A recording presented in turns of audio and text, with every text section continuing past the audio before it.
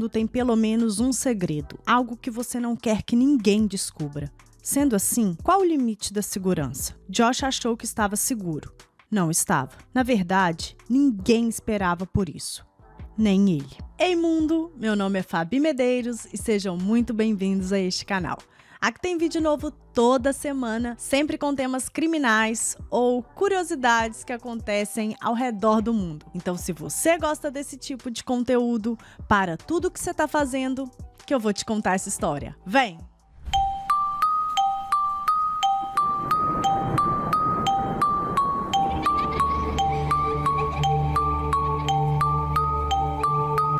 Joshua Cheney Guimont nasceu no dia 18 de junho de 1982 em Maple Lake, no estado do Minnesota, Estados Unidos. Ele era um garoto amável e divertido, filho único e mais conhecido pelo apelido de Josh. No ano 2000, ele se formou no ensino médio e foi o orador da turma. Ele também era o presidente da classe e foi votado com a maior probabilidade de sucesso por seus colegas. Josh planejava um futuro na política e no direito. Ele dizia que um dia seria o presidente dos Estados Unidos. Ainda no ensino médio, o Josh começou a namorar a Kate, que era uma amiga de infância, assim. Eles se conheciam muito bem, se davam muito bem, então eles começaram a namorar. O Josh era um cara muito bonito, simpático, inteligente. Ele se dava bem com todo mundo. Bom, então, quando eles terminaram, o ensino médio, eles decidiram, o Josh e a Kate, que eles iriam para a mesma universidade, porque eles queriam cursar ali mais ou menos o mesmo curso. Então, como eles também namoravam, seria possível ficar mais perto. Então, eles decidiram que iriam cursar a mesma faculdade. Então, eles foram para a Universidade de St. John's, que é uma universidade que fica em Collegeville, no estado do Minnesota também. Bom, então, nessa faculdade, os dois começaram, a estudar lá. Como a universidade era católica, o campus feminino era de um lado e o campus masculino era de outro. Inclusive, eles tinham nomes diferentes. Então, embora eles continuassem namorando, eles não ficavam no mesmo campus. Eles faziam algumas aulas juntos, por conta das disciplinas que eles tinham as mesmas, mas eles não ficavam no mesmo campus. Já no primeiro ano, Josh começou a participar da equipe de simulação de julgamentos e lá ele acabou conhecendo o Nick e se tornaram amigos. Quando o Nick já estava no último ano da faculdade e o Josh no terceiro, eles passaram a dividir o mesmo dormitório e se tornaram também colegas de quarto. Então, aos 20 anos, Josh estudava e morava no campus da Universidade de St. John's. No dia 9 de novembro de 2002, o Josh e o Nick eles saíram para poder comer alguma coisa e nesse período a Kate mandou uma mensagem perguntando se eles não queriam ir para o dormitório dela para poder fazer alguma coisa, sei lá, tipo beber uns shots, jogar algum jogo, essas coisas que jovens fazem. Na verdade, nessa época, o Josh e a Kate eles não estavam mais namorando. Eles namoraram durante 4 anos, mas o namoro acabou terminando, não teve assim nenhuma desavença maior, então eles continuavam amigos, não tinha problema a Kate chamá-lo para ir ao dormitório dela, era bem de boa assim. Inclusive, existiam rumores de que a Kate já estava em outro relacionamento. Bom, o Josh falou que ele não teria como ir porque ele já tinha combinado com outro amigo dele de ir numa festinha em um outro dormitório. Mas o Nick, ele não tinha nada para fazer, então ele falou, vou colar lá e tal, pega nada não. E aí o Nick falou que então que ele iria e o Josh não. Eu acabei esquecendo de mencionar, mas também existia um forte burburinho de que o Nick e a Kate estivessem juntos. Bom, alguns falavam que era verdade, parece que o Josh, inclusive, chegou a acreditar nessa história. Outros falavam que não, mas a fala do Nick foi de que eles deram 1 ou 2 beijos e nada mais do que isso, e então eles perceberam que eles não tinham nada a ver. Bom, o Josh e o Nick, então, depois que eles terminaram de comer, eles voltaram pro dormitório e começaram a jogar videogame, até dar a hora de sair de novo. Nesse momento também, o Alex, que é um outro amigo em comum dos dois, apareceu por lá e também começou a jogar videogame, então ficou ali os 3 jogando de boa. Quando deu o horário, o Nick pegou e falou que estava indo então pro dormitório da Kate e saiu, e o Alex e o Josh continuaram jogando. Por volta de 2h30 da manhã, o Nick então ele retornou pro dormitório e ele percebeu que o Josh ainda não havia voltado. Ele achou um tanto quanto estranho, mas pensou, ele ainda deve estar lá na tal festa, e foi dormir. Na manhã do dia seguinte, quando ele acordou, ele percebeu que o Josh não tinha chegado. Então ele ficou bem assustado. Ele então ligou pro Alex, né, que era o último amigo que ele viu ali com o Josh. Os dois provavelmente tinham ido para a mesma festa. E o Alex falou que não sabia do Josh, que não tinha nenhuma ideia do que tinha acontecido com ele. Nick estava achando aquilo tudo muito estranho, porque aquele dia era um dia importante para o Josh. Ele tinha simulação de julgamento e nunca faltava. Muito pelo contrário, ele levava extremamente a sério, pois ele amava fazer aquilo e tinha como um dos sonhos ser advogado. O Nick resolveu então ligar para a Kate e ela disse que também não sabia dele. Foi aí que os amigos então resolveram denunciar o desaparecimento de Josh para a direção da universidade, que entrou em contato com os pais do garoto, né? Eles contaram tudo o que tinha acontecido e falou que eles precisavam entrar em contato com a polícia. A mãe do Josh, então, ela ligou para a polícia, né? Disse tudo que ela sabia e uma busca foi iniciada. Os investigadores começaram checando o quarto, né, o dormitório ali que o Josh dividia com o Nick, mas eles não encontraram nada fora do normal. Muito pelo contrário. O carro dele ainda estava lá, a TV ainda estava ligada, os óculos dele também estavam lá, o estojo de lentes também estava lá, mas não as lentes. Então, isso fez com que os investigadores concluíssem de que o Josh não retornou para o dormitório e também não fugiu, porque a maioria de seus pertences importantes, né, estavam ali. Para ir até a tal festa que o Josh foi no dormitório do amigo dele, né, ele gastava ali mais ou menos 5 minutos andando a pé. Era bem pertinho o trajeto. E ele tinha que passar ao lado do Lago Stumpf, que é um lago grande que pertencia ao terreno da universidade e dividia o campus masculino em 2. Os amigos que estavam na mesma festa que o Josh na noite anterior disseram que viram quando ele chegou ali, que era por volta de 11h30 da noite. Essa festa, gente, na verdade, era uma festa pequena, para 10, 12 pessoas ali no máximo que tinha no dormitório. Bom, o Josh chegou, ele ficou bebendo, jogando pôquer com a galera. Dizem que uma hora ele levantou para ir ao banheiro, porém a porta do banheiro ela ficava na mesma direção da porta de entrada e saída, né, do dormitório. Então, bom, gente, na verdade, ninguém prestou atenção para onde que ele estava indo, porque o povo não era assim amigo dele mesmo. Eram conhecidos, né, de faculdade, e muitos ali tinham conhecido Josh naquela noite. Então, assim, ninguém tinha se importado dele ter levantado. Era como se ele tivesse ido ao banheiro, porém, ele com certeza saiu do dormitório, ninguém percebeu. Já a Kate e os amigos próximos disseram que aquele não era um comportamento comum do Josh, que ele jamais iria se levantar e ir embora de uma festa sem se despedir das pessoas, independente de conhecê-las ou não. Então, que aquilo não fazia muito sentido. Eles não compraram essa ideia. A maioria das pessoas, né, relatou para a polícia que o Josh ele estava completamente normal, andando, embora ele estivesse bebido, ele estava tranquilo, ele podia caminhar perfeitamente. Já outras pessoas disseram que não, que ele estava sim embriagado e que ele estava até meio cambaleando. Então, fica aí essa questão que a gente não sabe muito em quem acreditar. Eram jovens, estavam se divertindo despretensiosamente numa noite dentro do campus de uma universidade. Então, realmente, assim, você não imagina que alguma coisa ruim possa acontecer, mas a vida prega essas peças, né, gente? Em um podcast, chegou inclusive a ser relatado que algumas das pessoas que estavam nessa festa com o Josh disseram que ele ficava meio que implicando, sabe, assim, zoando a galera, falando, quando eu sair daqui, eu tenho um lugar pra ir, tipo, eu não tô assim, a Deus dará, tipo, eu tenho pra onde ir, eu tenho uma direção, eu tenho alguém me esperando. Era como se fosse mais ou menos isso, sabe? Que ele ficava brincando em tom de zoeira ali com a galera, dizendo isso, mas nada foi confirmado, nada disso, então ficou aí mesmo só na palavra. Fazendo então mais buscas, a polícia conseguiu encontrar um casal que cruzou com um homem. Esse casal, ele morava no campus, né? Era um menino e uma menina, eles moravam ali no campus, eles estavam andando durante aquela noite,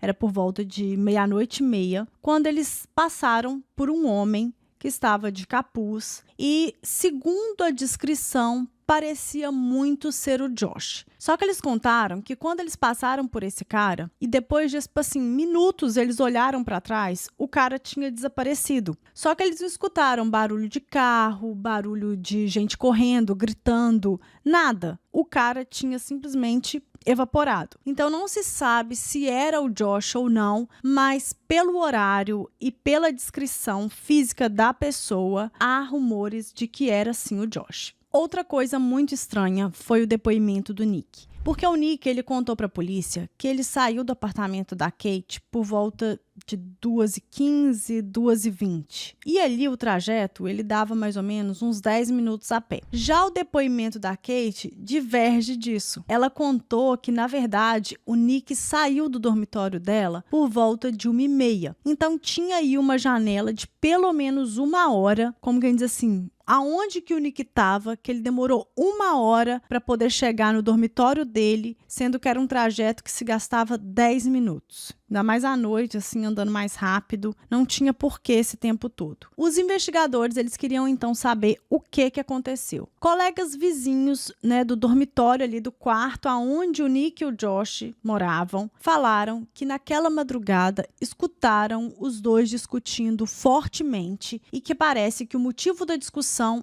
era a Kate. Bom, então a polícia perguntou se o Nick não aceitava passar pelo polígrafo. E ele concordou. Uma data, então, foi marcada, mas depois disso, o Nick cancelou. Ele falou que ele não iria mais participar desse teste. E aí é muito estranho, porque o investigador falou o seguinte, que é normal as pessoas não quererem participar do polígrafo, e tá tudo bem, é aceitável. Mas uma vez que você fala, né, que você vai participar, porque existe esse livre-arbítrio de participar ou não, você pode escolher, você não é obrigado. No caso dele, ele não era obrigado. Falou que iria participar e depois cancelou. Então, para os investigadores, isso soava de uma forma muito esquisita. Tipo assim, por que ele iria cancelar uma coisa que ele falou que faria? Então ficou ali estranho, né? Eles acharam muito esquisito. E depois o Nick, ele justificou falando que, na verdade, esse era um teste bobo, que, na verdade, nem era aceito como prova num tribunal e que ele não iria fazer, porque, na verdade, aquilo ali poderia dar um falso positivo e ele acabar entrando, como que se diz assim, numa roubada. Essa era a verdade. Cerca de 100 membros da Guarda Nacional, mais de 250 voluntários e o FBI participaram das buscas. Embora o campus não fosse grande, a área que cobria a universidade era imensa e com vários pântanos e lagos, além da extensa área florestal. Na noite anterior ao desaparecimento de Josh, uma pessoa foi atacada por homens aleatórios em St. Joseph, enquanto no mesmo período de 2 semanas, houve outro relato de um jovem sendo levado por 4 homens em um carro e sendo conduzido para uma área pantanosa perto do campus, onde lhe disseram para realizar um ato sexual com o motorista. Um dos investigadores disse que houve uma série de ataques e perseguições, tentativas de sequestro a universitários na área, não apenas em novembro de 2002, mas, na verdade, nos anos que cercaram isso também. Os investigadores resolveram, então, usar cães farejadores para poder, auxiliar ali nessa busca pelo Josh. Eles, então, rastrearam o cheiro até uma ponte que fica sob o lago Stump. E ali, o adestrador de cães falou que naquele ponto, ou o Josh tinha entrado no carro de alguém, ou ele tinha pulado na água, porque os cães perderam o faro. Uma das teorias era de que Josh teria tirado a própria vida, visto que seu cheiro se perdeu sob a ponte. No entanto, o pai de Josh, Brian Gimmond, disse em entrevista no ano de 2017 que ele realizou suas próprias buscas e contratou mergulhadores particulares para procurar o lago, e não acharam nenhum vestígio de Josh. Bom, como nada foi encontrado nem pela equipe de buscas e nem pela equipe particular contratada pela família do Josh, as autoridades responsáveis, então, elas descartaram essa teoria. E aí surgiu uma nova questão, que também ficou só na teoria. Naquela época, a Universidade de St. John's tinha uma abadia. Eu realmente não encontrei se essa abadia existe atualmente ou não, mas porque a universidade existe. Mas fato é que naquela época tinha essa abadia e alguns monges da abadia estavam sofrendo processo de cunho sexual. Então começou ali a levantar alguns rumores de que os monges pudessem ter algo a ver no desaparecimento do jovem universitário. O que acontece? O Nick mencionou que antes do desaparecimento do Josh, eles estavam ali conversando exatamente sobre essa questão dos monges. E que o Josh, ele ficou muito transtornado, muito revoltado, ele achava aquilo uma injustiça. Então, o Nick, ele deixou assim no ar, ele não falou, mas ficou um pouco ali mencionado de que talvez o Josh, ele quisesse, né, ter ido atrás dessa história e ter descoberto mais sobre, e pode ser que isso tivesse dado ruim. Então, não existe nada comprovado, mas também ficou aí no ar essa teoria levantada, né, a respeito dos monges da abadia da Universidade de St. John's. 50 dias após o desaparecimento de Josh, a própria família dele então resolveu colocar um cão farejador para poder rastrear o cheiro do filho. O cão, ele foi do dormitório até a abadia de St. John's. Só que quando chegou lá, eles não puderam continuar, porque o cheiro, ele ia, né, para dentro, assim, para os fundos da abadia. Então, eles precisaram de conseguir uma autorização para poder, então, continuarem, porque os monges já tinham recusado a entrada deles, né? Mas com essa autorização, eles, então, entraram na abadia, continuaram ali, né, seguindo o cheiro, né, o rastro que o cão estava mostrando. E esse rastro ia até bem no fundo da abadia mesmo. Eles procuraram, mas mais uma vez nada foi encontrado. Anos depois foi descoberto que o computador de Josh estava tocando músicas e pulando algumas delas, entre 11h52 da noite e meia-noite e 32, na noite em que ele desapareceu, o que sugere que alguém estava no computador. Foi visto também que alguns dias depois, alguém, e aí pode ser realmente qualquer pessoa, uma vez que a área não foi isolada, né? O quarto do Josh não foi isolado, mas alguém usou um programa uma única vez para poder limpar todos os dados do computador. Em 2008, com as novas tecnologias, o computador foi novamente periciado. Descobriu-se então que o programa de limpeza utilizado não apagou muitos dados, apenas cookies, histórico de navegador, coisas simples. Então, os investigadores começaram a procurar por alguma pista mais sólida que pudesse estar no computador do Josh, até que algo curioso foi descoberto. Eles descobriram que o Josh tinha uma conta em um site de encontros, na época era do Yahoo, onde ele trocava mensagens com várias pessoas. Só que o curioso é que ele não tinha um perfil, ele tinha 3. Então, dentro desses 3 perfis, né, o primeiro ele se identificava com seu nome verdadeiro, inclusive tinha até CEP postal. Já os outros 2 perfis eram perfis femininos, onde ele se passava por mulher e conversava com outros homens. Então, foi visto que nenhum de seus amigos sabia disso. Inclusive, a própria Kate falou que achou aquilo tudo muito estranho, porque eles namoraram, né, ali durante 4 anos. Então, querendo ou não, ela conhecia muito bem o Josh, eles eram amigos desde a infância. E ela disse que o Josh nunca teve nenhum, assim, trejeito de que seria bissexual ou gay, ou tivesse algum problema com, sei lá, a sexualidade dele. Mas, enfim, os policiais e os investigadores viram isso como se o Josh estivesse tentando, né, explorar a sexualidade dele, buscando esse entendimento, assim, né, do que ele sentia realmente ou não, enfim. Era um processo, uma fase ali que ele estava passando e provavelmente ele quis manter isso em segredo. E aí, nessa investigação, checando também com os próprios funcionários do campus, da universidade, os policiais descobriram que teve um carro alaranjado, então, querendo ou não, chamava atenção, que ficou rondando o campus ali nos dias que antecederam o desaparecimento do Josh. E aí foi verificado que esse carro ele foi várias vezes no campus, sempre em lugares mais ermos, porque o campus era grande, né? Tinha uma área florestal muito grande, então tinham alguns lugares onde as pessoas iam para, sei lá, ficar mais